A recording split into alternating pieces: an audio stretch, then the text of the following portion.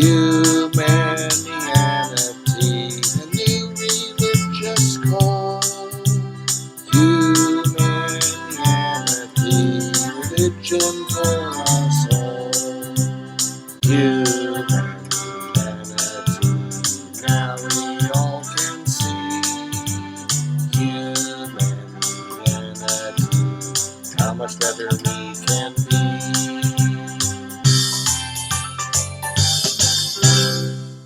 Hi, I'm Bill Van Fleet, and this is Humanianity Conversation number 42, recorded on April 3rd, 2020. It is the 18th recorded conversation with my friend Mike.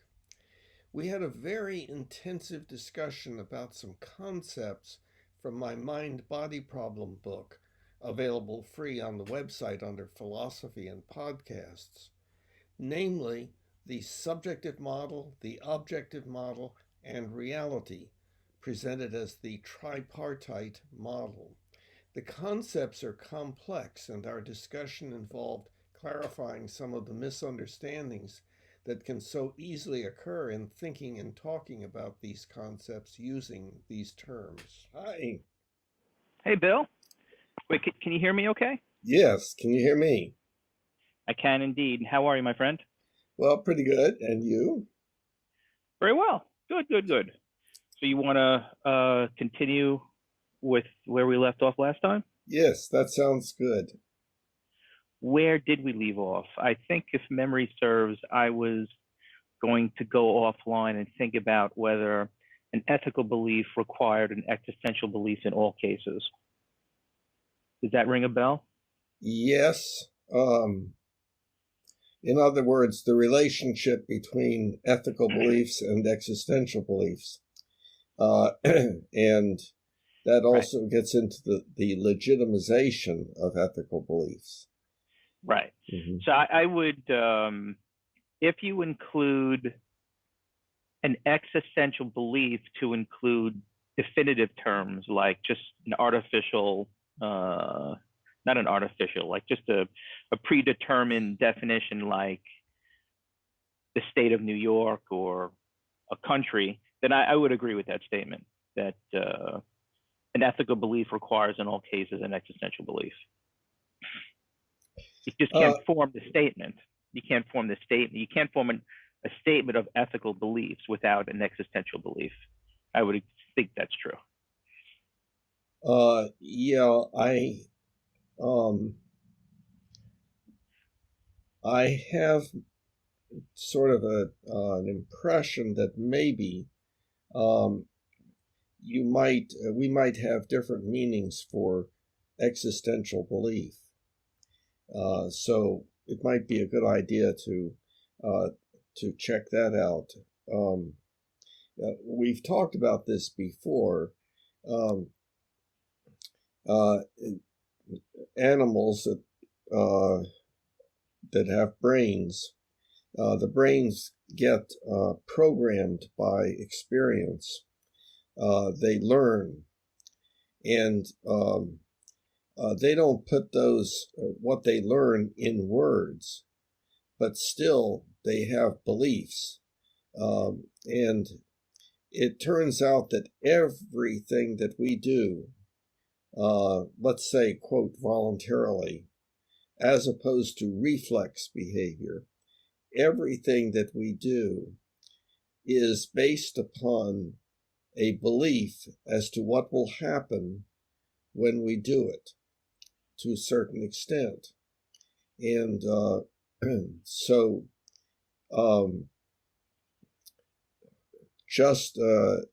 I used the example of you scratching your nose and having the belief that by doing so, there will be a relief of a particular sensation. And when we walk along the ground, we do it, each step that we take, we have the belief that as to what will happen with that step. Those are not necessarily, quote, conscious. They're certainly not, unless you do ballroom dancing, They are not something that one thinks about and even puts into words. So if we take an ethical belief, it's about doing something. It's about what we should or should not do. And so there's involved in that the existential belief as to what will happen if we do that particular thing. And then that is used in some of the legitimization of our ethical beliefs. Mm-hmm. Yeah, I would agree with that, and was familiar with that from some of our last conversations too. As I was thinking about this week, about the fact that to have an ethical belief, you have to have an existential belief in relation to that. I was, you kind of touched on something I was thinking about, which was, is there, when a existential belief becomes almost unconscious and just kind of part of our, I don't know what you want to call it, just part of our reflexive understanding of the world, could that really still be quantified and defined as a belief? Is there a big enough difference between a belief that becomes unconscious and reflexive and a belief that you actually can express linguistically and have to think about? What do you think about that? Is there a difference? Is there enough of a difference to almost call them two separate things? Well, they are two separate things. Chimpanzees do stuff like we do. They eat and they walk around and they play and they do other stuff that we do. We humans developed a certain capability to do a thing that no other species can do. Well, maybe to a tiny extent, and chimpanzees can be trained to do it by humans, but it is not something that generally takes place. And that is the development for us humans in the ability, and therefore in the tendency to engage in symbolic language, almost to an infinite extent for us. No chimpanzee can do what we are doing right now. That's a new behavior. In other words, with our words, we can model our beliefs. And of course, that gets into what do we mean by the word model. And just quickly, if you put a rock in mud, and the mud then dries, and you take the rock out, then the surface of the mud is a model of the surface of the rock, and the surface of the rock is a model of the surface of the mud.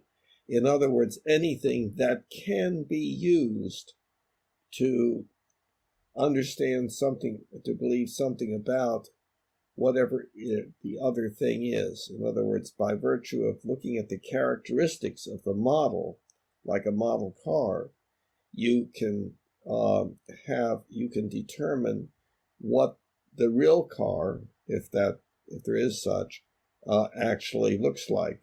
When you go and look at the real car, you won't be surprised. You will recognize that, oh yes, according to the model, it's supposed to be such and such. Okay, so then there are many different ways of modeling things, and we model things with our words and with mathematical equations, and so we talk about mathematical models. So going back to how we got onto this, we're talking about we humans linguistically model some of our beliefs.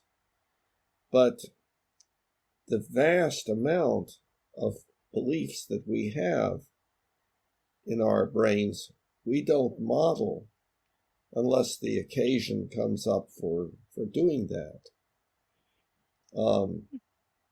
So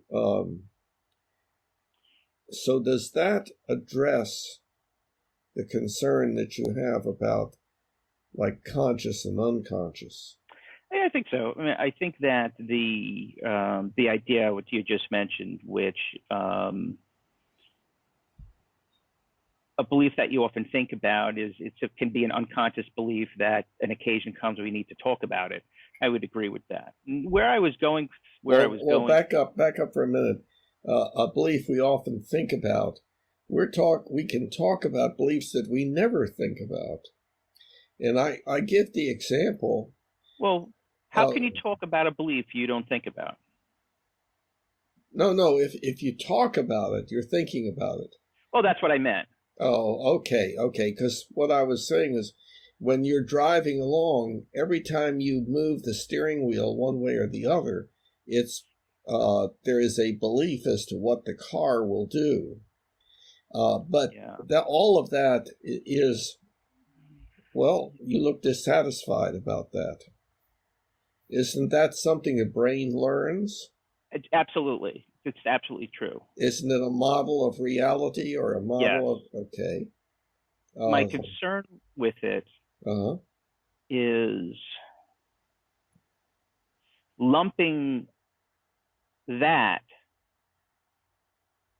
with a existential belief that dark matter exists, let's say. They seem to be so different. For lack of a better word. No, not different. No, not even that. The criteria of evidence that you have for both of those different beliefs, the amount of evidence you have to believe in one versus the other is so overwhelmingly different between those two.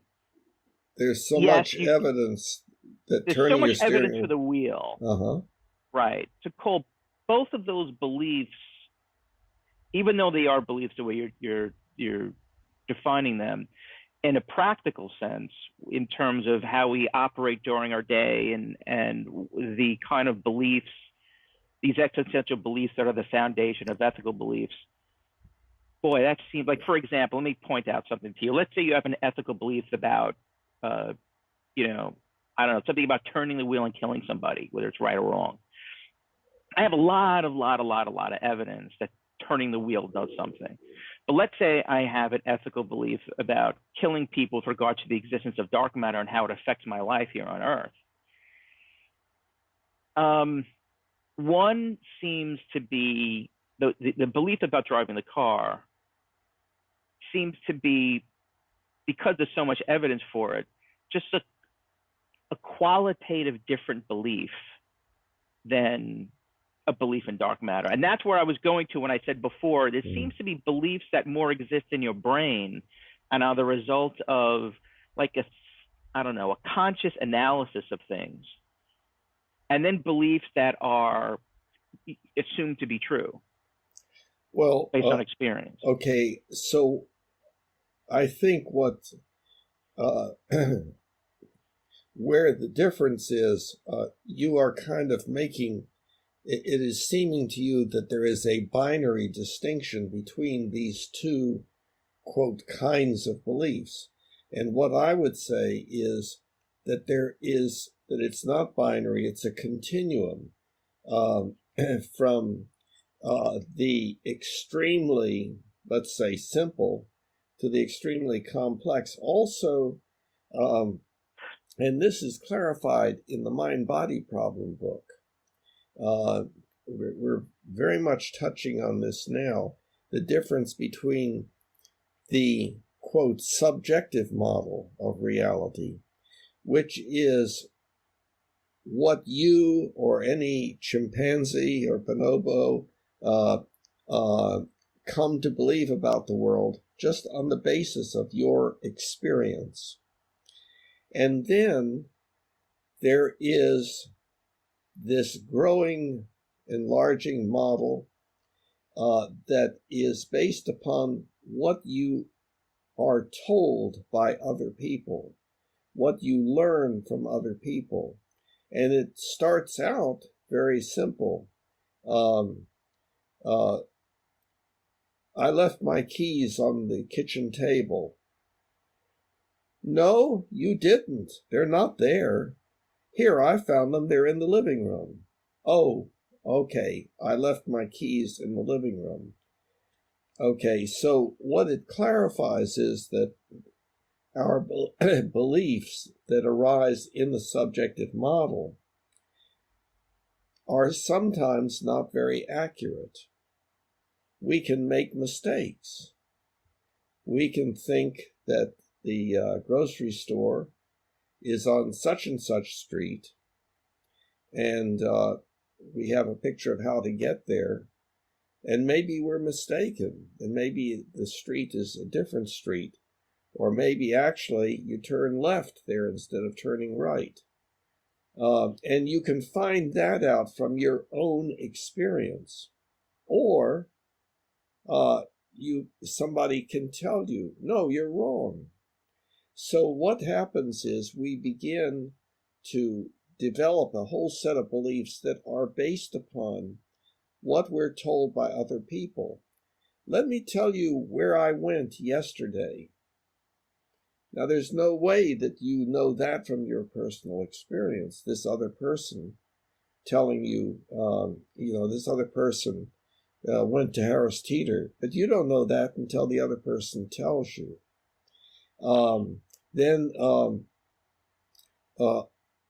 Oh, I thought you were an only child. You say you have a sister?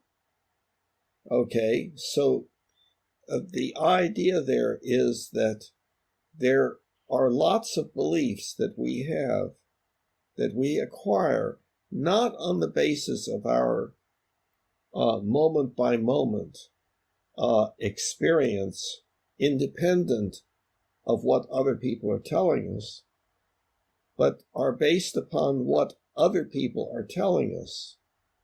And that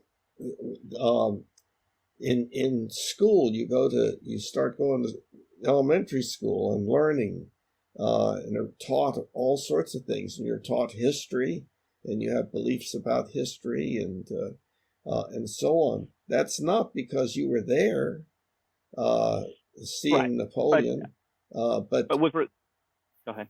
So it's just so there's the objective model, and the objective model is what has become so different from our subjective model, the way we view things.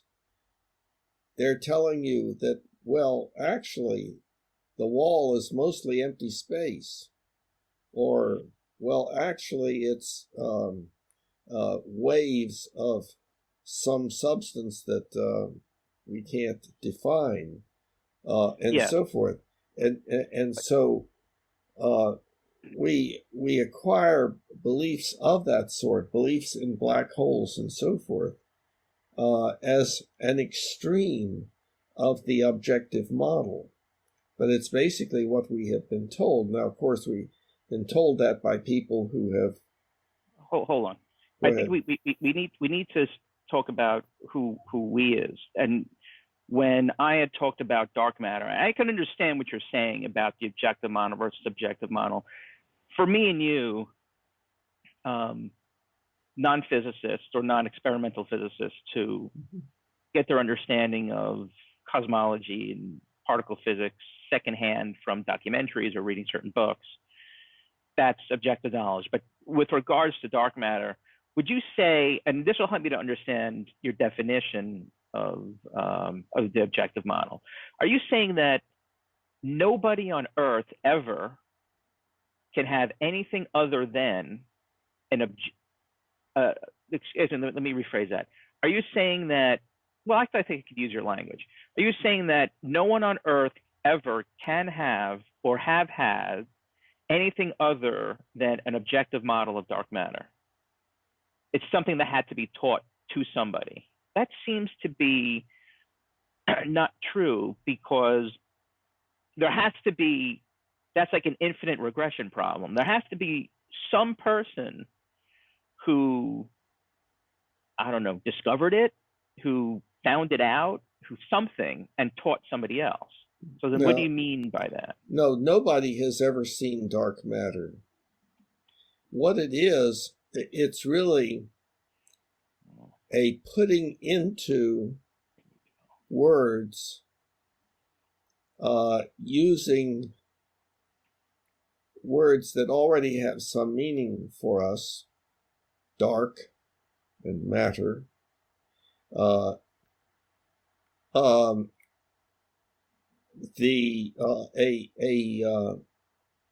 picture to imagine to some extent that is relatively consistent with a mathematical equation or set of mathematical equations, the variables of which are the results of measurements. So scientists do various measurements, and they find that certain equations work, and then they try to graph them. And they look at the graph and say, well, what this looks like is, and such and such.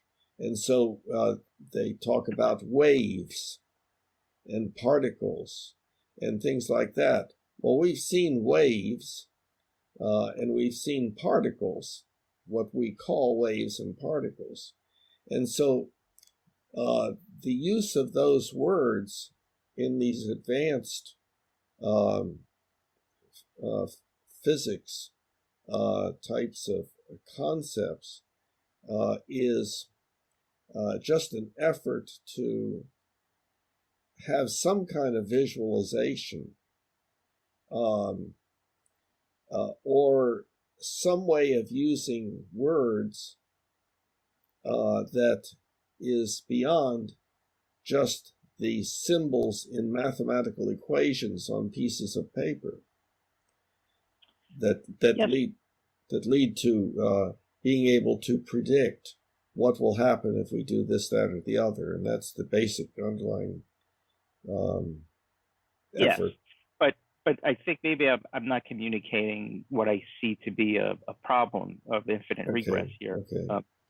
So if the thesis is objective knowledge is only that which we have been kind of taught. Yeah, but it can be incorrect. And that can be incorrect. Right. Mm-hmm. Okay. So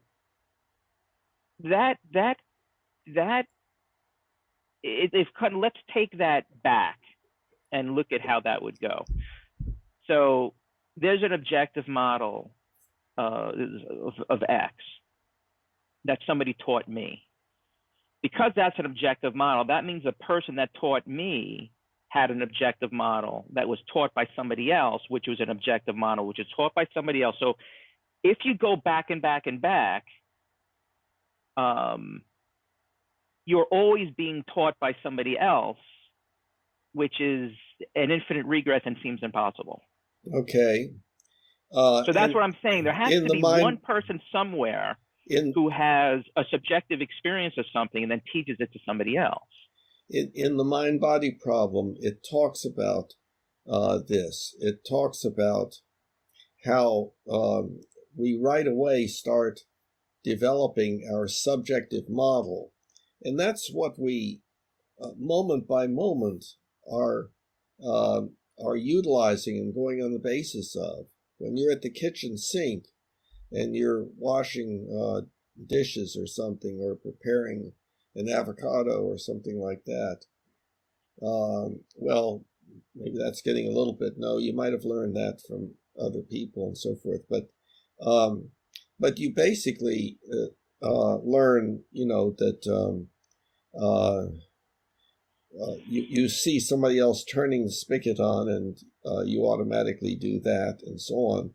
And so you have this subjective model, which you can imagine as a growing globe, a glowing sphere of beliefs, and then you have people start telling you things, and that's a part of your subjective model, but they start telling you things that you otherwise would not have known. And so that if you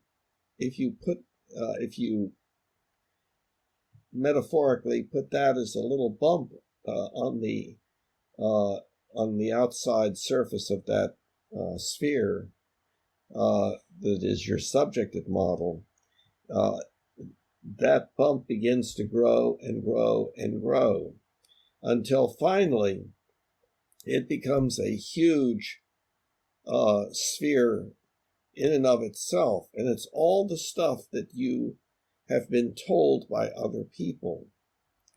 Now, you're talking about, well, if you were told by that person had to be told by somebody else who had to be told by somebody else, and that's an infinite regress or something.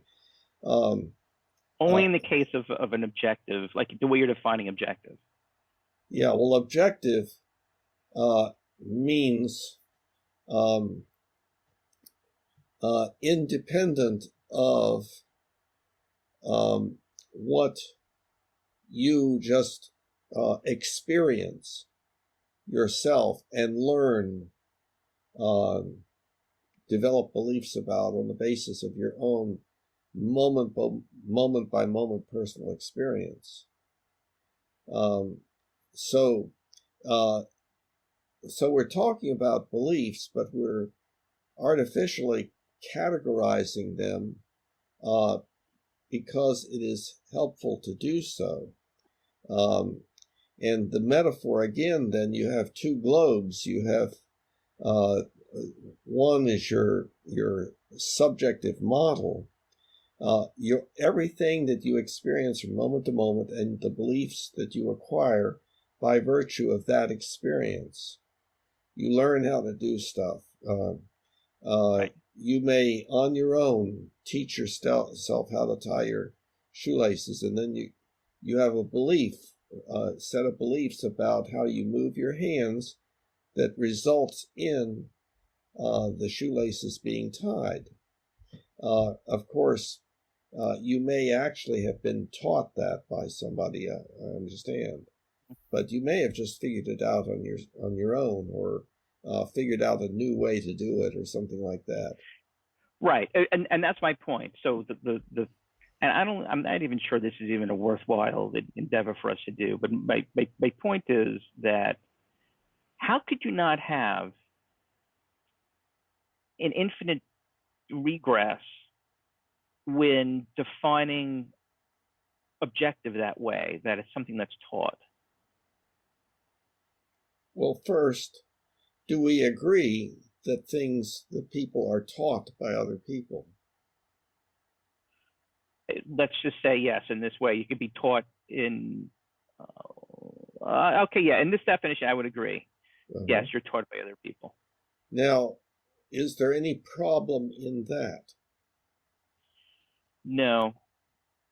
Okay, so where does the problem because anything that's not that would be on the subjective model. So if your own experience is teaching you that, right? So the problem is, if you look at that transmission from one person to another, that holds up. But if you zoom out and look at an idea that is objective in nature, dark matter or something like that, that's something your thesis is you have to be taught it, and you go back in time and follow the lineage of transmission of that idea from person to person to person to person, the implication is there is always somebody before that person who transmitted that knowledge to them. And that's impossible, because you need to have an infinite number of people, and we know that's not true. No. I think the problem is that over the course of time, these ideas that we have now, like black matter and so forth, have developed. At one time, no one ever spoke about dark matter. Mathematical equations describing the results of experiments, observations, and so forth, have led people to say, well, there's something else affecting the results of our equations. Otherwise, we would get different results. And so somebody said, well, what are we going to call that? And, we're saying it acts like matter, but we can't see it. So let's call it dark matter. And when they say it acts like matter, what they're meaning is that it follows the equations. This is not a good way of stating it, and part of that is because I don't know, I'm not knowledgeable in that area about what dark matter is, and the advanced ideas in physics and so forth. But we can maybe take something else. If we could take any idea, do we know enough about Newton's physical laws as an idea, as an objective model that has been passed down? Well, you're talking about, I see, you're talking about the problem that of the phenomenon of the coming into existence of a new idea. Yes. Mm-hmm. So if that objective model requires you, that's exactly what it is. So then how do you get that first person who starts that chain of knowledge transfer to have that idea if it has to be taught? That's my point. You just hit the nail on the head. Yes.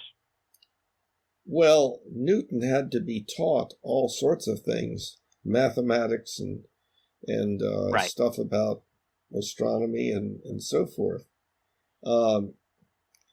But he developed a new idea that he offered for testing, and and others said, yeah, we're getting the results that you say we should get, and so forth. What seems to be bothering you is the idea of new ideas coming into existence, and you're saying that no, the ideas have to be because of saying the objective model is from what we have been told by others. I see. Exactly. So yeah. Now you get it. Okay. Yeah. So water. I just have to get a drink of water. Go ahead. Yeah. Okay.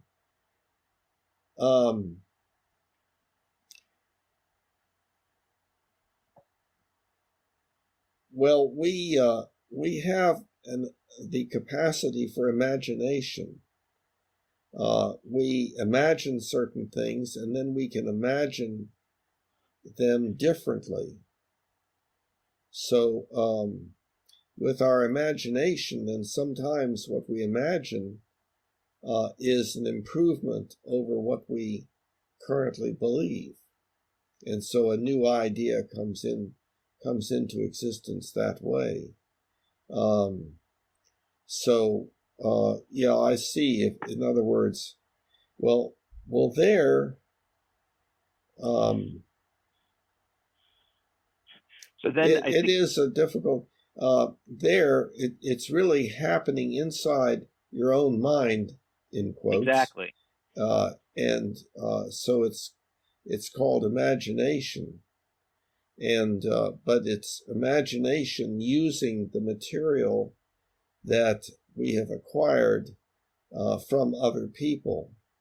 So, Or it could be observation. It doesn't just have to be imagination. It could be observation. But my point is, because of that initial new idea problem, let's call it, mhm. it seems that epistemologically, the origin of everything is subjective experience, not objective. Well, Because that first transfer had to be subjective. yeah, I think that what you're talking about is what you have referred to in the past as phenomenology, or the idea that all you have really is your personal experience.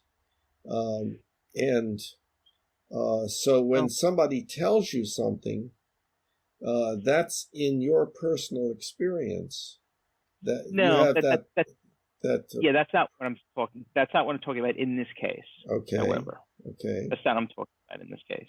Okay. I could make the argument about phenomenology even in the case of objective knowledge, because that knowledge is still happening in your head. But that's an extreme application of phenomenology. But no, I'm actually talking about outside of that idea, within your ideas of subjective experience, the subjective model and the objective model.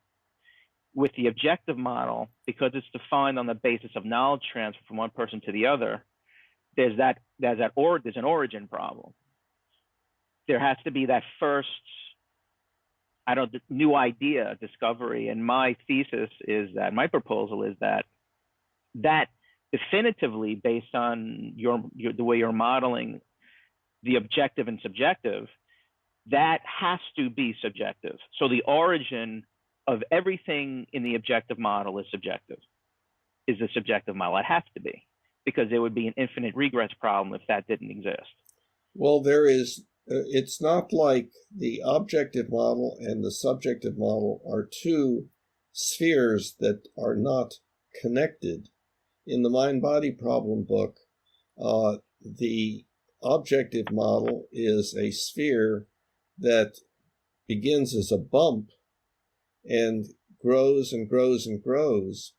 And there's still a connection, actually, in that you can have the same belief by virtue of your personal experience and being told at the same time.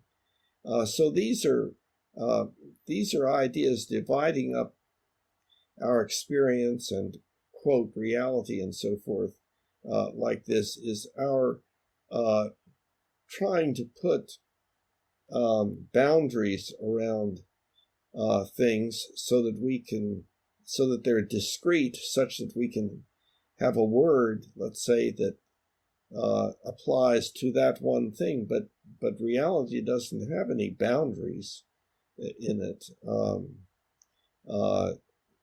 It seems to subjectively, in other words, it looks like you can tell exactly where something leaves off and something else begins. But in the objective model, it turns out that, well, no, there's no dividing line. You can't say that an electron exists here but not there, and so forth. That doesn't fit with the with the models.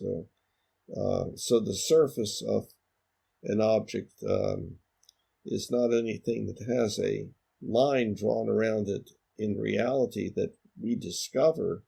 It's that we draw these lines and bring things into existence by definition only. I understand, but I think in this case, this seems to be more than just I don't know, for lack of a better word, a definition problem of how we're defining these two words. This seems to be more a logical inferential problem. If the thesis is, because if the thesis is one of transmission in the objective model, and you have to have somebody coming before you to transfer that knowledge, there is a logical problem. And that problem, there's a problem of inference. You can infer then you need an infinite number of people, and there's no such thing as a new idea, which we know to be, at least from a certain philosophical perspective, incorrect. Right. Now, so that's telling me that there's room for us to have a greater understanding of the way things really work out there in reality when it comes to subjective and the objective model. I think if one idea, that one thing that could be happening, it seems, is that it's actually true that the origin of, and this would certainly support, since you used the word, I'll use it again, a phenomenological perspective, that nothing exists except, that's in our mind, or a solipsist perspective, and that what you just, your model makes sense if you acknowledge that, well, the origin of every model, whether it's your current subjective, whether in the objective model, the origin of it is subjective. The origin of everything that we know is a subjective model. That seemed to be a rational conclusion, a logical conclusion of the way you're modeling things here with the subjective model and the objective model, the way you understand things. Would you agree? Well, yes. The subjective model is everything that you experience. When you are told something, when a person is standing there in front of you and saying something to you, that is in your subjective experience. That is, for you, that's a part of the totality of your subjective experience.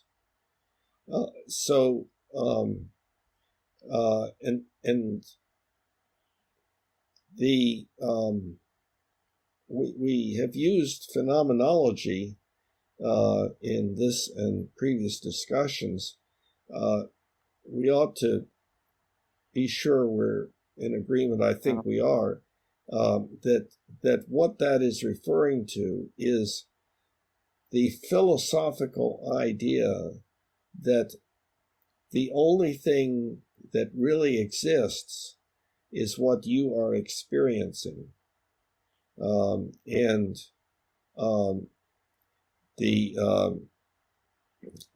of course, for you that is true. For me that is true. No, I should back up. We've got the problematic word of exist. And so there are implications with regard to exist. Exist can have different meanings. But to say that for you to say that, well, I see this Bill talking to me, but if I went to sleep, he would not exist. If I died, he would not exist. If I drank myself unconscious, he would not exist. He only exists while I am seeing him. And I think that is not a belief that any of us can have and be healthy. Yeah, so I would think what you're talking about, and I know we talked about Nike, I think you're talking about more solipsism, this idea that if I'm not experienced, it doesn't exist. Okay, then phenomenology means something phenomenology, it's my understanding of it as well.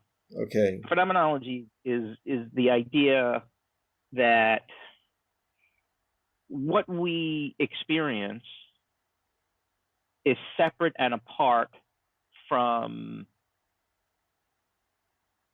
for lack of a better word, for how things really are. And the only way we can know what's going on out here is through what's going on in our head. It doesn't mean we're not sure if Bill really exists if my mind shuts off, but the only way I can know Bill is through what I'm interpreting going on in my own head. Yes. Okay. Now, here, what we're talking about, and this runs the risk of linguistic confusion because people use words in different ways and so forth. We're going to try here. We've already talked about what a model is, and so and we've, I think, used this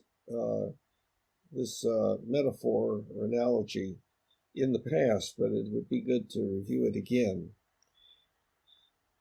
And the best way, I think, to think about it is to look at a cartoon. It could be a photograph, but essentially it's a cartoon of 2 or 3 people sitting around looking at an object.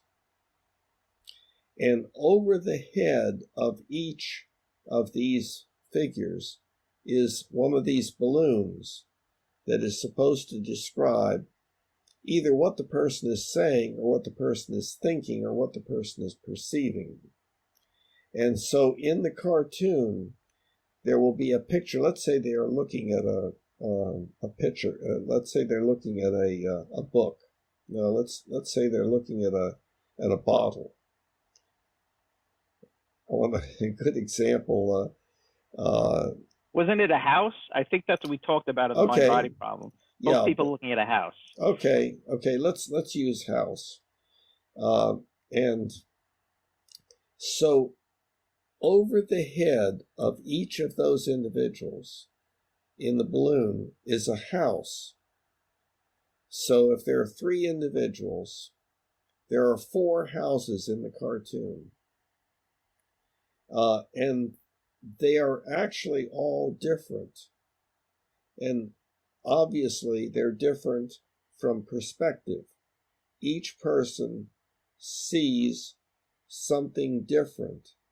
Now they say it's the same thing seen from different perspectives. But the point is that what is in the balloon of each person can't be the same thing as the house that's sitting there. And the way we think about that is we, in the modern world, say, well, what happens is light bounces off this object called the house. And these light waves travel and enter our eyes. Well, light waves are not the house. There's already a change from the house to light waves. Okay, the light waves then hit the retina and are converted into nerve impulses. That's another change, nerve impulses. And of course, they're eventually, we run into the mind-body problem of, quote, consciousness. Right. But one thing we can say for sure is that what is in each person's mind, in quotes, brain, whatever we want to say, is a little bit different. It is a model of the house.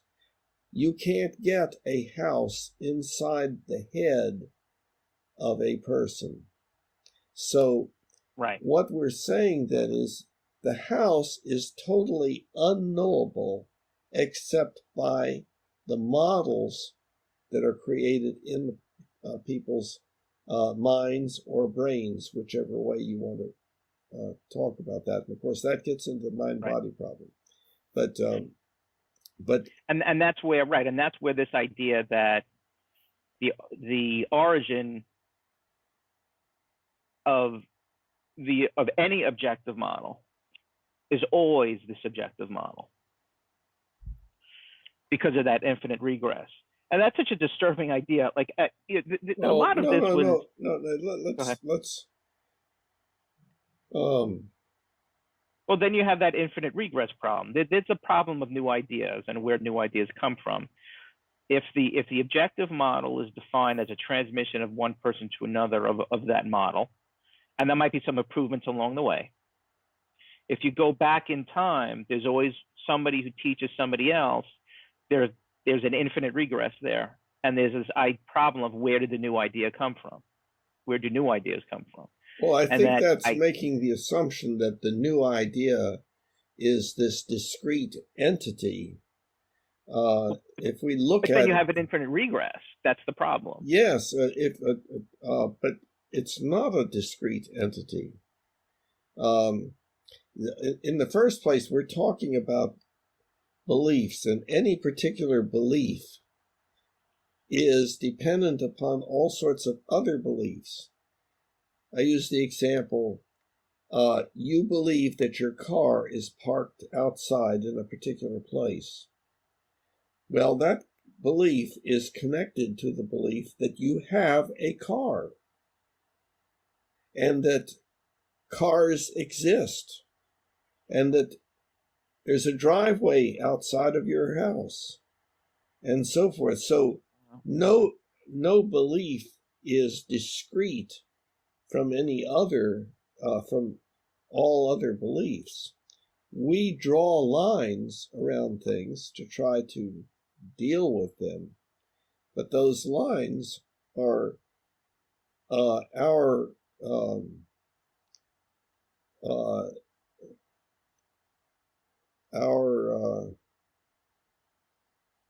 well, I don't know how to put it,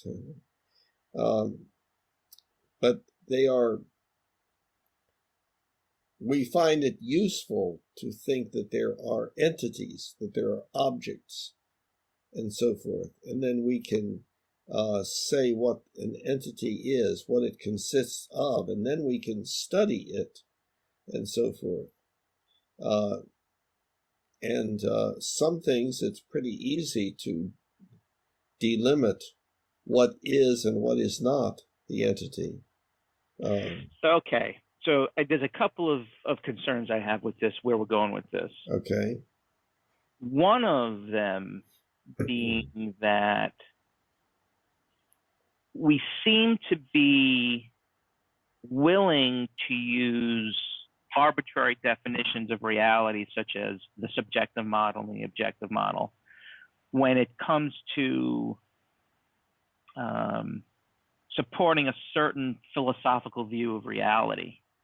But when that model starts to break down in certain cases, we are saying things like, well, the model just doesn't apply in that situation, but it's still true. So that's my first concern there. I think if we're going to say a model is true, then it's got to be true, or that model has to be improved upon. And I think there might be evidence now, because of this infinite regress problem that we're discovering, that there might be something more to build on this idea. But even more, and that's my first concern. My second concern. Well, now just let's underline that you use the word true, and that's a problem in that that's a binary concept, true or not true.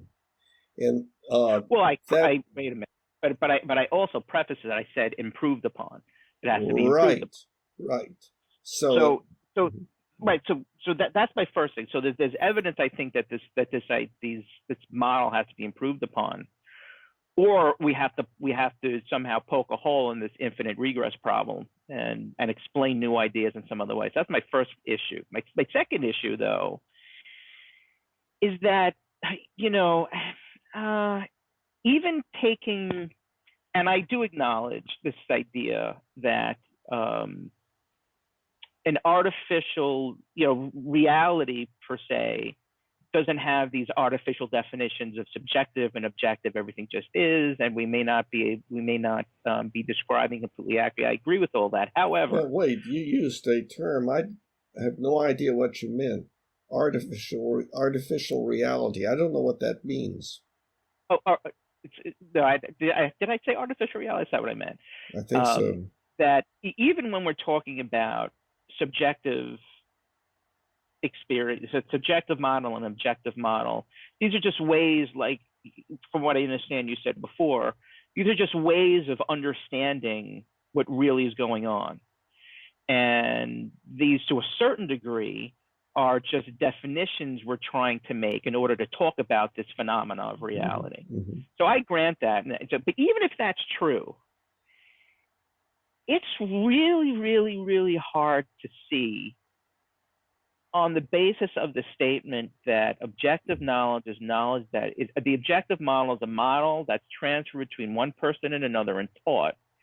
If you go back in time, even in evolutionary time, going back before, that kind of means you can go. That means you can go back to like an amoeba evolutionarily, and it's like, where did that first idea come from? It couldn't come from something else, it seems to me.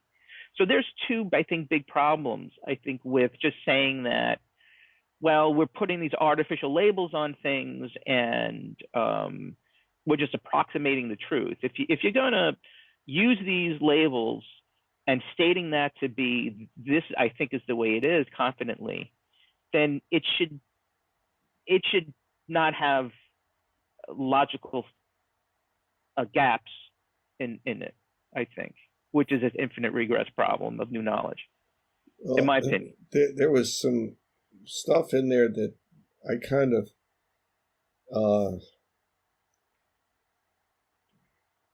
did not understand. It is very difficult talking about these things because our words have all sorts of different meanings and so on. Can you state what you just stated again? Yeah. And let me stop you if I run into a problem. Yeah, stop me if you run into a problem. Okay. I think the first idea I talked about is close. I'm going to talk about the second idea when I reference evolution and evolutionary time. So if the idea... I'm sorry, say... Evolutionary what?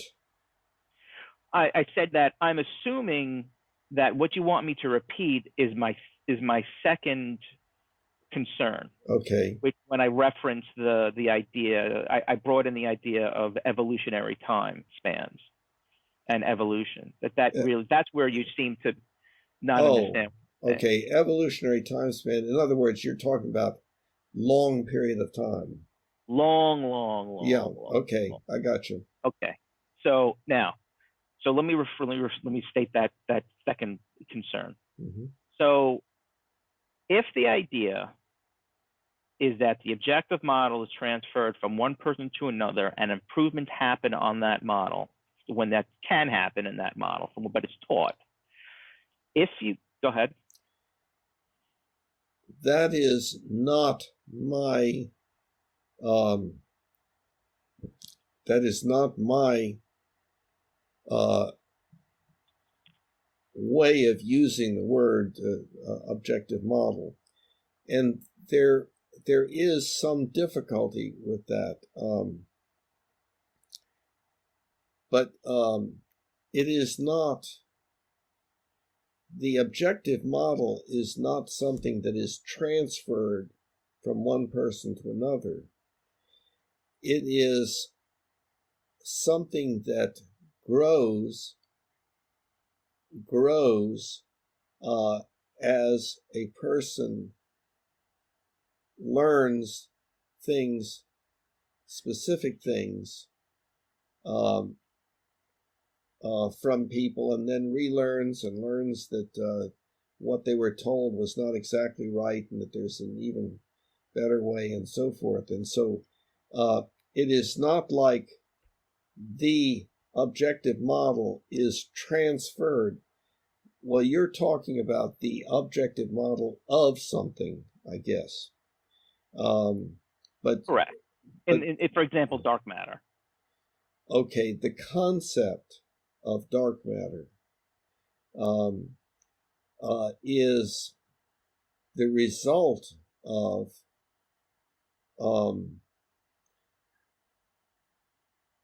well, the words are the result of trying to find words that metaphorically describe the results of measurements of experiments or observations.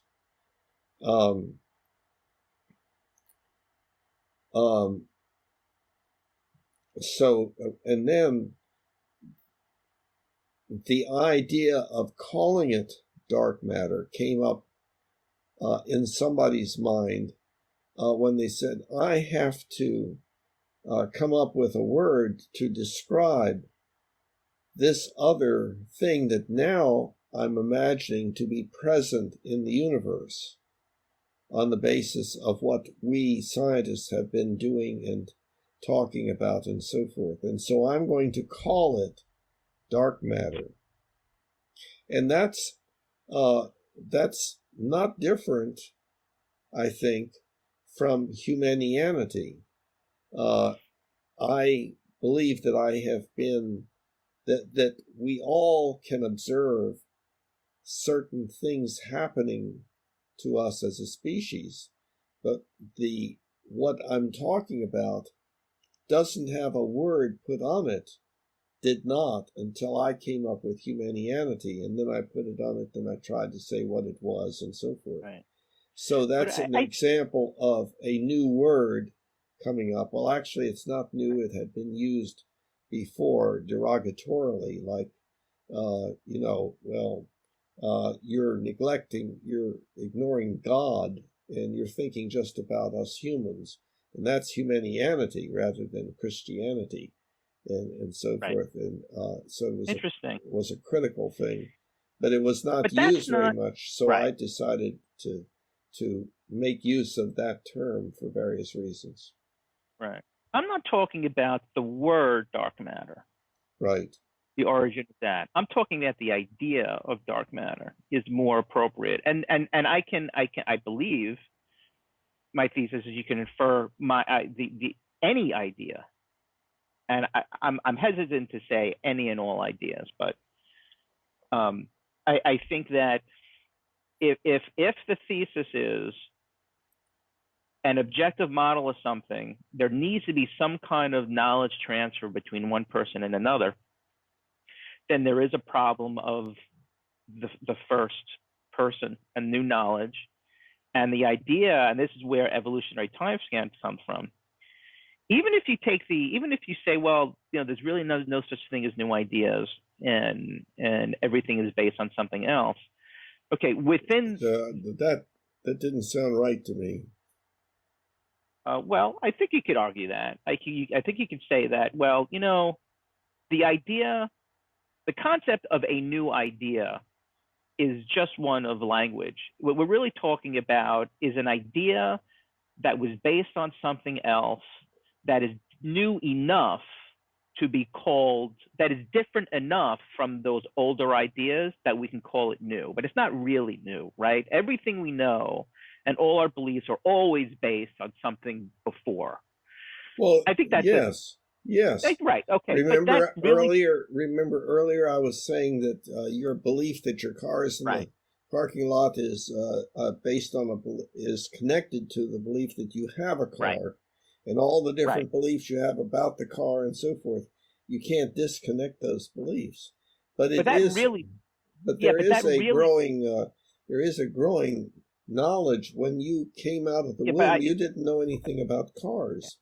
Right, but I still didn't make make the crucial point. Okay. The crucial point is, if that's true, if the idea that there's no such thing as a really new idea, everything is based on something else. If you look at it really long term in evolutionary time frames, it seems really, really, really hard to accept that idea. Well, I'm That not if you sure go that back, I would if say you go there back are in new time, ideas. okay, so then now wait. So then if there are genuinely new ideas Uh-huh. that are not based on this idea of on something else that we have to be taught, Oh, then we have the problem. no, they are Then we have the based. problem of infinite No, regress. they are based upon what we have been taught. A person is not going Then to come up with the idea of you, dark matter without having learned about matter, and you don't know about matter when you're a 2-year-old okay. child. Now take that and zoom out from that knowledge transfer of the old scientist to that newborn scientist when he got older. Zoom out now and trace a lineage of that idea back, hundreds of thousands of years, which on your model can be done, right? There's a problem there because the species itself, language starts to like not be there anymore. So I mean, Right. there has to be one person who discovers something without the basis, without depending upon being taught another idea. So my proposal is that the origin of the objective model has to be the subjective model. Everything has to be the subjective model in its origin. Okay. Well, Dark I matter, think everything. that is pretty much consistent with the way that I described this difference between the subjective and the objective model. That the subjective model is everything that you experience, and includes the beliefs that you have acquired in that experience. And then we're just deciding to take one part of that, of what happens in your subjective experience, namely somebody saying something to you or showing you something that surprises you or that you had no beliefs about or had different beliefs about. So that's in your subjective experience, but we artificially say, well, that was acquired by this part of your subjective experience called person X, who said such and such to you, and now you have a new belief. And because you acquired that new belief from this entity within your experience, we will just say that, well, that's part of your objective model. In other words, it is what you learn from other people that you couldn't have learned if you took that part of your subjective experience out, namely other people telling you things. No, but here again it breaks down. I mean, Why? Because as long as you require the existence of somebody else to communicate an objective model, you have the problem of infinite regress. I don't follow that. The infinite regress, I'm not sure exactly what you mean. There is no dividing line between the subjective model and the objective model. It's just that we are artificially saying, okay, you're developing a whole bunch of beliefs that you would not have developed if there were not these things in your subjective experience called people telling you things.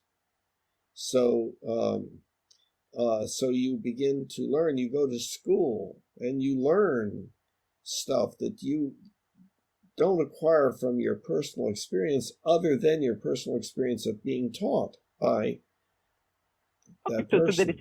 So that it seems to be, I haven't made this conclusion yet, but it seems like you just made it for me, which I think is extremely relevant to what we're talking about. So if what you just said is true, and there's an artificial distinction, and what we're making an artificial distinction here between subjective and objective, which is what you just said. And what does artificial mean? We're providing labels to reality in a way so we can discuss it and try to make sense of it. Well, but out there, it is no different than anything else. I'm worried about the artificial part. We make distinctions all the time. Let me rephrase. We're using the word, because you just said the distinction between subjective and objective does not really exist. That means it's artificial. That's what I mean by that. Well, that would worry me a little bit. We bring things. See, the problem is the word exist.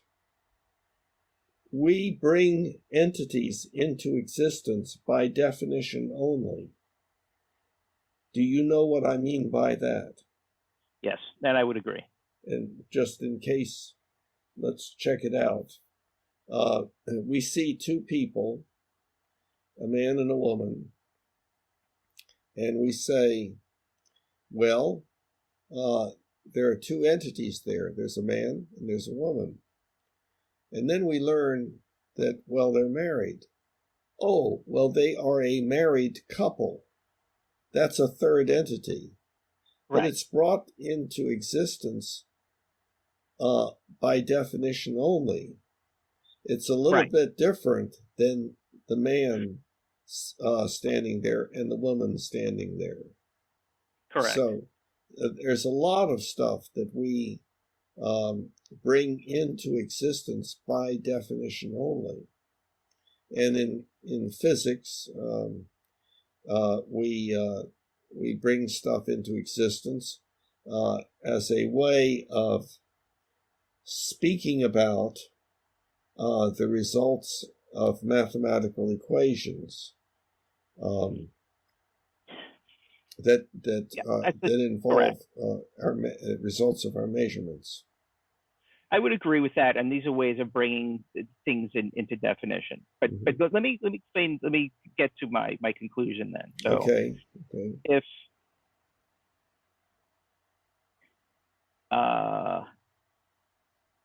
If what we have been postulating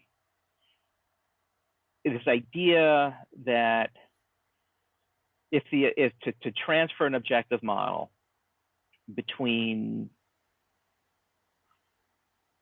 requires a knowledge transfer between one person and another, and that's distinctively different than somebody gaining experience directly, which we would call a subjective model. Yeah, well, then these terms subjective model and objective model are specifically terms that I have defined in the Mind-Body Problem book, and we are using it primarily in that way. But when you talk about transferring the objective model to somebody, you mean transferring a set of beliefs that have been acquired from other people. No. I am. You're saying there's an objective model of something, and I don't use the term that way. You use that term when it came to dark matter. No. You said, and moreover, you said that it is in the objective model. Okay, so but it is not the objective model. Oh, of course, it's not the objective model, and it's not the objective model of something. that's a different concept. Hold on a minute. You need to you need to re-explain what you meant when you said that, because you had said, my understanding is that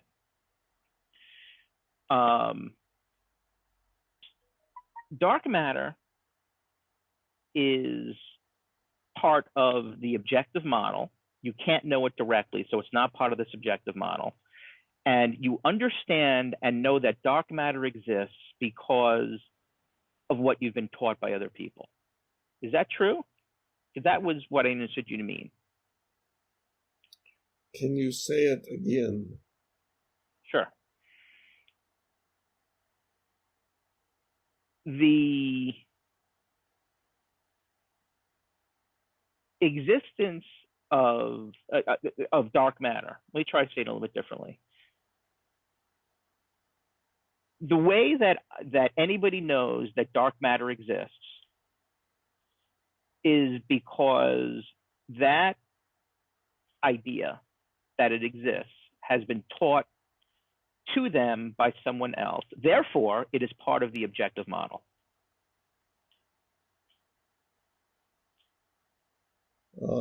Well, yes, yes. I think I would agree with that. Okay. So the salient part of that, what I just said. So it's part. It is part of the objective. That there is in the Mind Body Problem book. This is addressed in the use of the objective model is for that collection of ideas that or beliefs that have been acquired through learning from other people and so forth.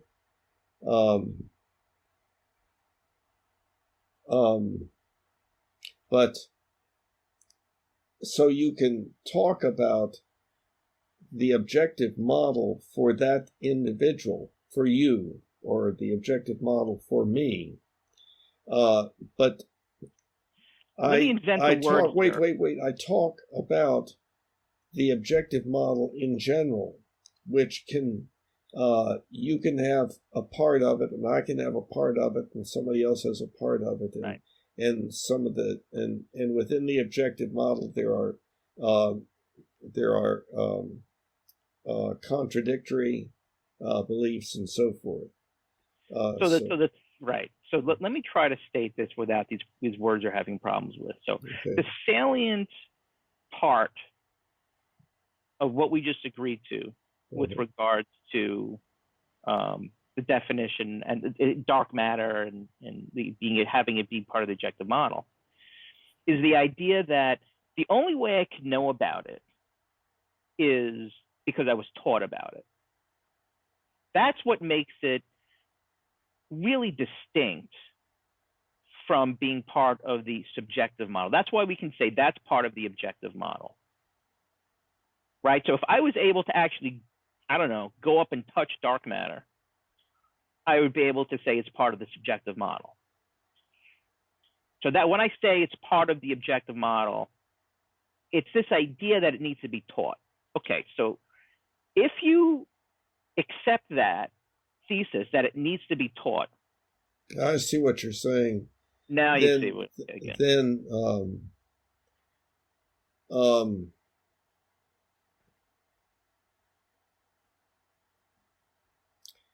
well, I would not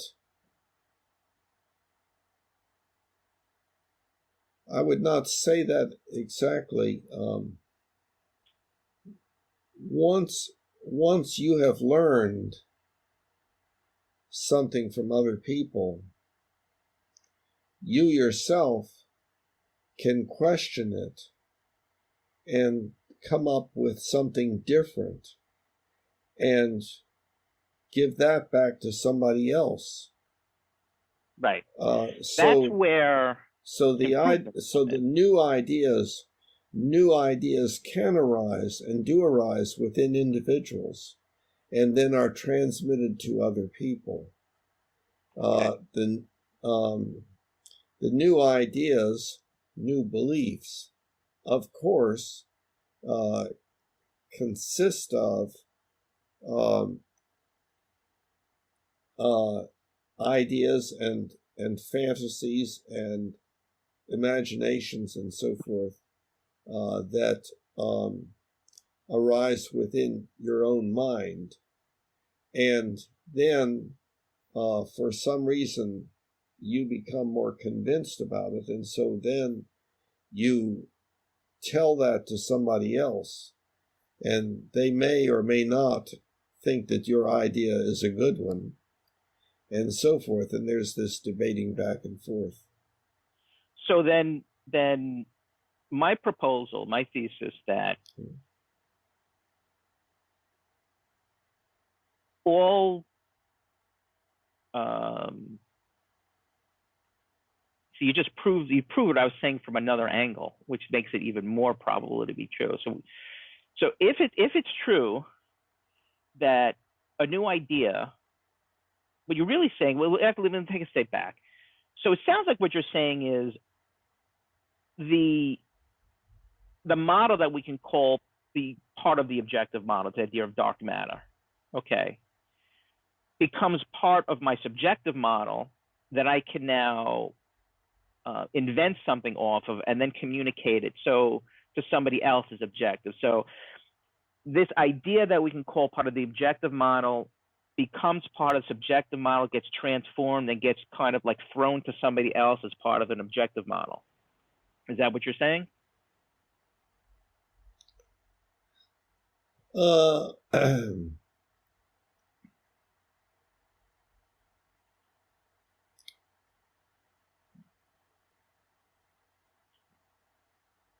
I guess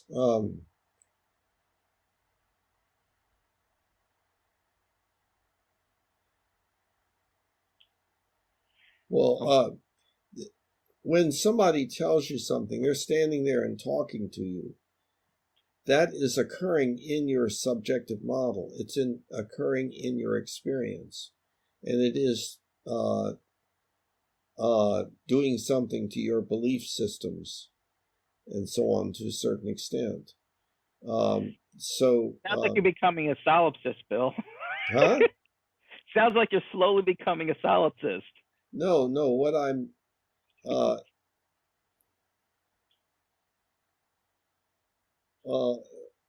I understand what you're saying, I think. Yeah. But that has to do with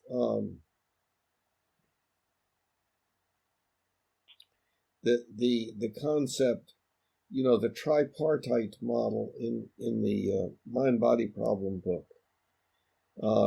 Do you recall what that? I don't recall. Well, no. That's kind of like the culmination of the thinking in the book, and it says that there are three things. There is the subjective model of reality. There's the objective model of reality, and that's just the collection. The subjective model, that's a collection of all of your beliefs that you've acquired through your personal experience. The objective model is the collection of all of the beliefs that you have acquired by other people telling you, no, this is the way it is, and so forth. It's more objective. And the third entity is reality. Mm-hmm. So there's the subjective model of reality, there's the objective model of reality, and then there's reality. And right. Reality, the only access that you have to reality is the ability of your ability to predict. And there's you can't see reality. You can't experience reality. You have your experience of reality, and that is a model of reality. It's not reality. Reality is a hypothetical construct, and it is saying that, well, you can be accurate or inaccurate in your beliefs. And so the metaphor to demonstrate that is the contest where you have a stage with a curtain and then an audience. And the audience is us humans. And the contest is to see who can have the best, who can put forth the best statement of something that is like what is behind the curtain. And what is behind the curtain is reality. And so each person says, well, is it, I think it's like such and such. And they get back, well, that's pretty good. And another person says, well, I think it's like so-and-so. And they get back from the loudspeaker, that's even better. And what that good and better mean is that if reality is like what you're saying, then if you behave according to what you are saying reality is like, then you will be successful. In other words, it's successful prediction. So, yeah, if you use that model, and of course, let's say Newton says, well, I think it's like such and such. And yeah, that's pretty good. And then Einstein comes along and says, I think it's like such and such. And from behind the curtain, well, that's even better. And it means that Einstein's going to be able to predict more satisfactorily than Newton. And so using, something from physics, but it can be about anything. So I adopt the tripartite model that you have. I definitely would agree wholeheartedly. That's true. But how does that? And by the way, the subjective model is more a model of the brain and its functioning than it is of reality. But if the functioning of the brain is relatively accurate in the beliefs in the brain are relatively accurate and lead to successful prediction, then the subjective model is not just a model of what's in the brain, but of reality itself. But it's all probabilistic. It is not anything that you can say is true. True, right. So how does the tripartite model in any way impact, what do we want to call this, the new idea problem, I like to call it the infinite regress problem in the objective model. How does that, because you said, well, this has to do with the tripartite model. I don't see how that impacts at all the problem that we're trying to resolve here, and the perceived problem that I see in the objective model. How does that? Well, the problem, as I see it, is no different than the problem of evolution, where there is the emergence of new life forms, which we call species, and so forth. So at one time, there were no mammals on this planet. And at one time, there were no chimpanzees and or humans and so on. But it's not like it's not like something popped into existence. So therefore, you can say that this view of evolution indeed is infinite regress, but infinite regress apparently, according to some objective modeling of reality, would begin at a point in time called the Big Bang. Although well, that's what I was going to say. There is an infinite regress problem in evolution, and it's called the Big Bang. Yeah.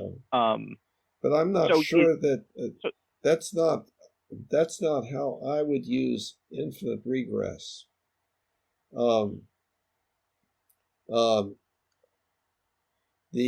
You want to call it the problem of new ideas? Like, where does a new idea come from then in the objective model? If knowledge has to be transferred from one person to, somebody said, if a model has to be taught, if something that we call part of the objective model needs to be taught from one person to another, then where does the origin of that come from? Yeah, well, people can do their own thinking. The infinite regress issue would be something like this, as I understand it.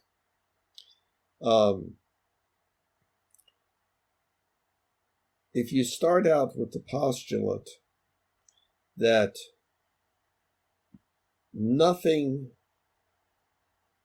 can exist without being created, then you would say, maybe ultimately, okay, the universe was created by God.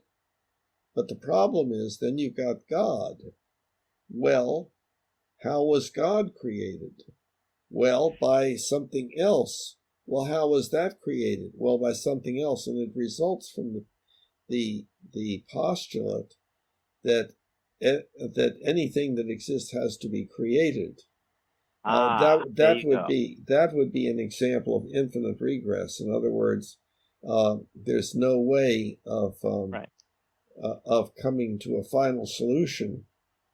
So you don't see that problem existing in the way we're defining the objective model,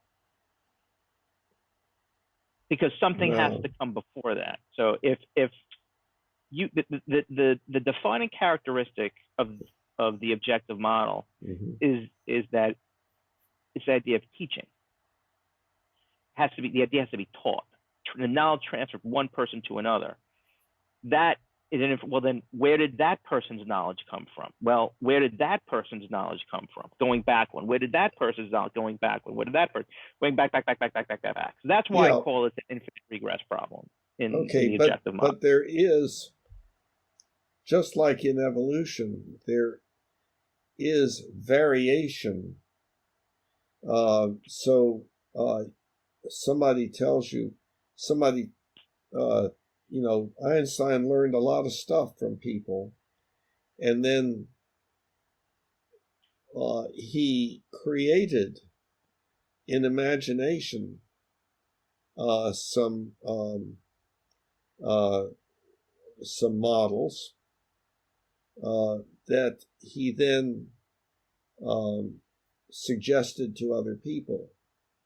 Right. And other people started finding that those ideas seemed to have merit. And in fact, when they started doing experiments, they found that indeed light bends as it goes around the sun. It responds to gravity, if I'm correctly reporting that. But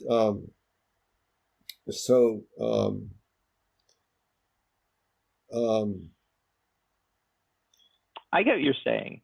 What I understand you to say is that right. So what you're saying is it's a mixture. Then it's a mixture of dark matter, the idea of dark matter, the idea of something in the objective. This is the idea of dark matter. What you're saying is it's really a mixture of the objective and the subjective model. It's a mixture of both, is what you're saying.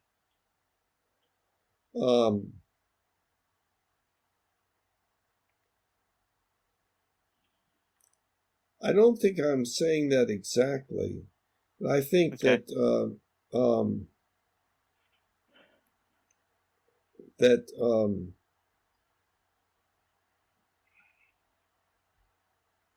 Oh God, what time is it? I gotta go soon. I I got like understand. 10 more minutes. Go ahead. Okay.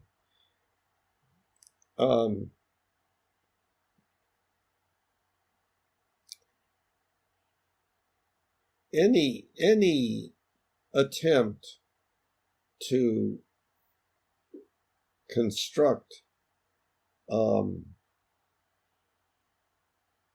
definitions that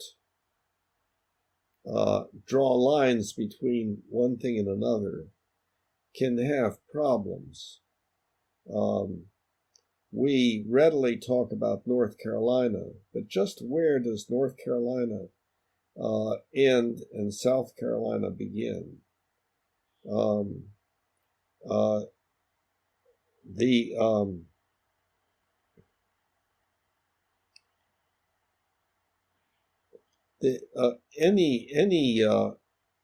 any modeling that we do, any linguistic modeling that we do, is going to be imperfect. It's not going to.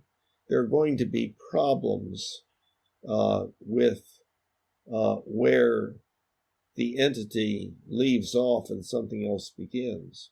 We really try hard to do that in our technical language because it's very important that we be precise in our technical language as opposed to the poetic way that we use our speech in everyday communication.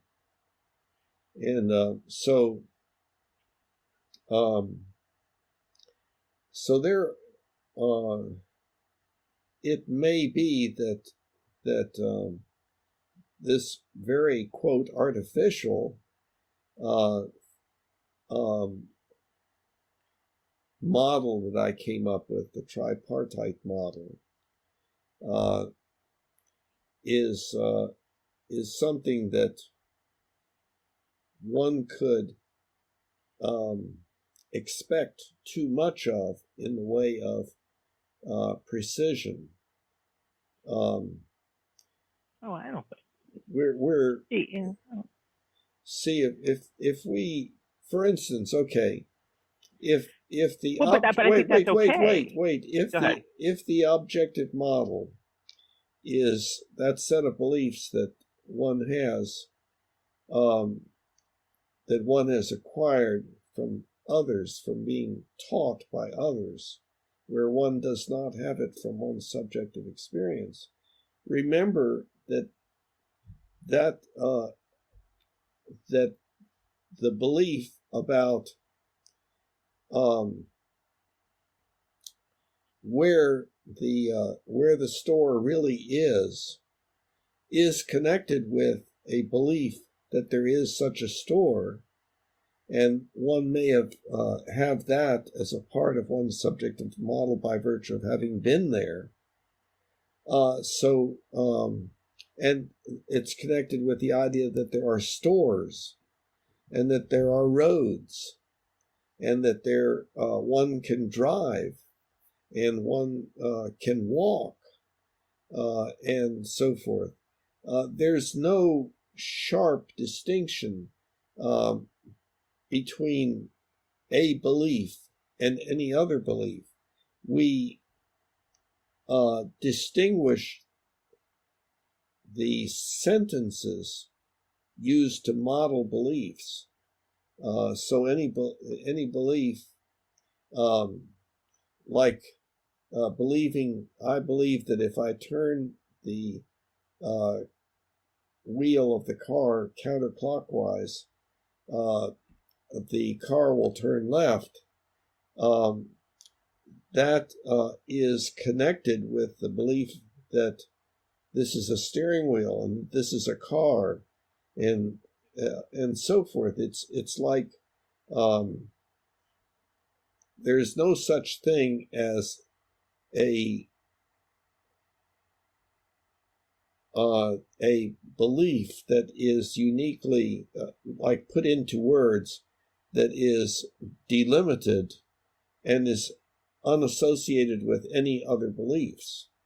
So ultimately, somebody telling you that there is such a thing as black matter is going to be connected to your belief acquired from others that there are scientists and telescopes and so forth, and then that's going to be connected with your belief that there are other people, which is pretty much you learn about in your subjective experience. You come to identify that there are these things running around that you would call other people, and so forth. So any particular belief is not, you're not going to be able to say that it is a unique belief all by itself, that disconnected from any other beliefs. And a lot of the beliefs that it's connected to are indeed a part of your subjective model acquired on the basis of your personal experience. That there are such things as other people. Right. So then I think it being, in my opinion, way too hard on the model. I think that when something's discovered in a model that is logically inconsistent or somehow is what we see to be divorced from what we consider to be reality, in other words, we just improve the model. An incorrect belief. An incorrect is a model, but that's not the objective model or the subjective model. Correct. You improve the model. Right.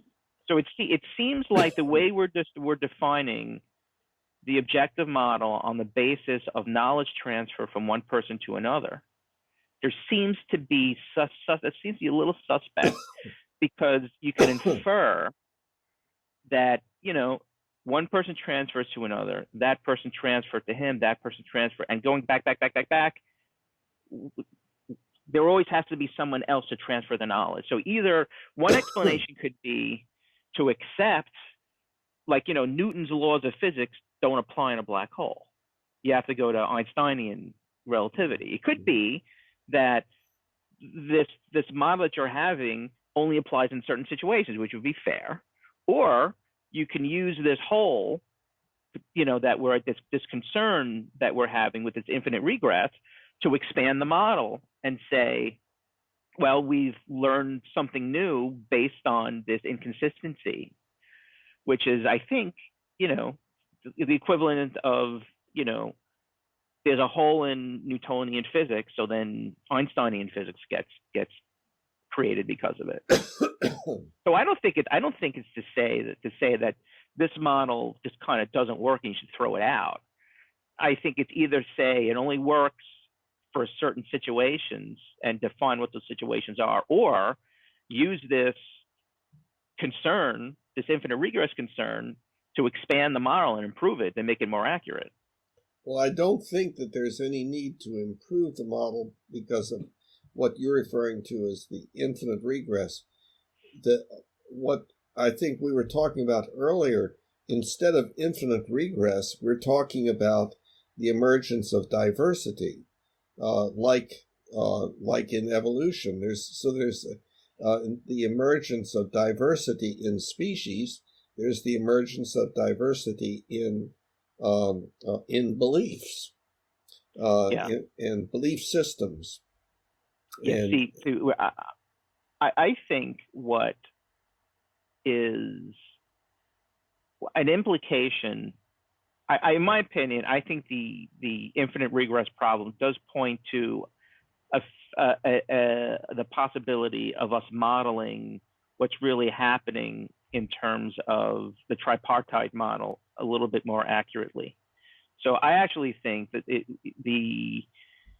could be, and I think, and when I'm thinking about it, it's probably true that when something, I hate to say it, but it goes back to solipsism again. When somebody teaches me something,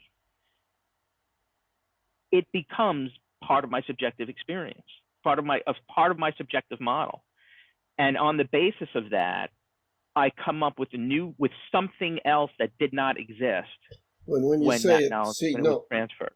I would use terms differently. Mm-hmm. Just because it becomes your belief now doesn't mean it's part of your subjective model.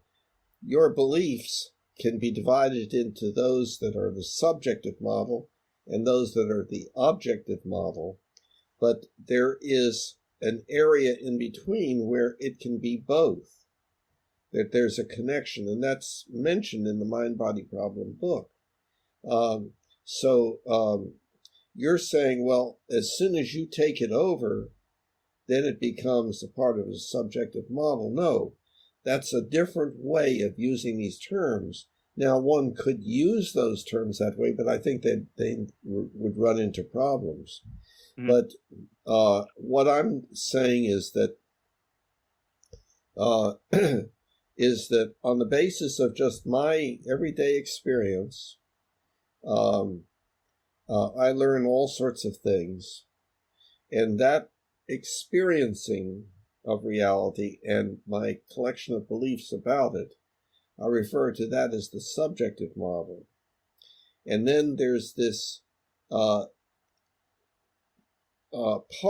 of my subjective experience that consists of people who tell me, well, that's not exactly right. You're making a mistake. And the way it really is such and such.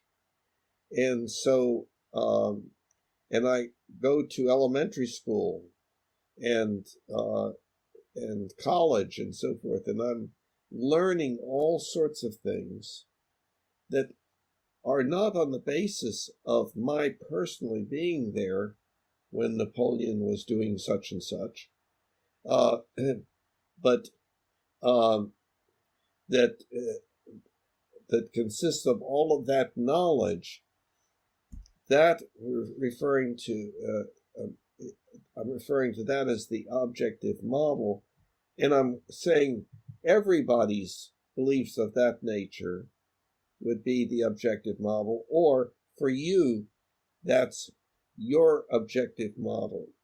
But there's not a discrete wall. There's not a wall between your objective model and your subjective model. And so yes, your objective model is acquired on the basis of your subjective experience of these entities called people telling you the way things really are. And so it's not something, the subjective model and the objective model are not something in the universe to be discovered. They're just a way of dividing things up so that we can have a somewhat clearer understanding and better linguistic communication ultimately, because people use the word reality to mean all sorts of things. Subjective reality and objective reality, and your reality is not the same as my reality, and it gets all confused. See, I think that the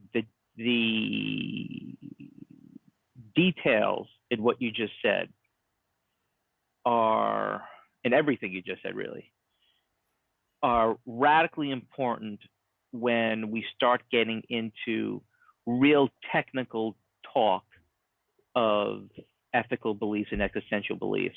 Mm-hmm. And that's why I think it matters. But and maybe it's something for us to explore during that conversation, because I'm already 10 minutes late. Yeah, okay. So I gotta run. Just to mention, on the website it talks about how we so far have had only poetic ethics, not technical ethics. And but we need to move in that direction. We are moving in that direction to some extent. Practical applications, like legal, that's technical. But our basic ethical philosophies are not technical. They're philosophical. They are metaphoric and poetic, and so people can say most anything, and there'll be some feeling of meaningfulness to it and so on, but we can deal with that at another time. That's a very important thing, that the emergence of technical ethics. We need to get our act straight. We need to start doing what we really should do. And we're hearing more and more about that every day. Yeah. Okay. Sounds good. That's great conversation, Bill. Yeah. Let's same time next week. Yeah, sure. Okay. Excellent. Have a good one. You too. Bye-bye. Bye, everybody out there. Bye-bye, everyone. Right. Bye-bye.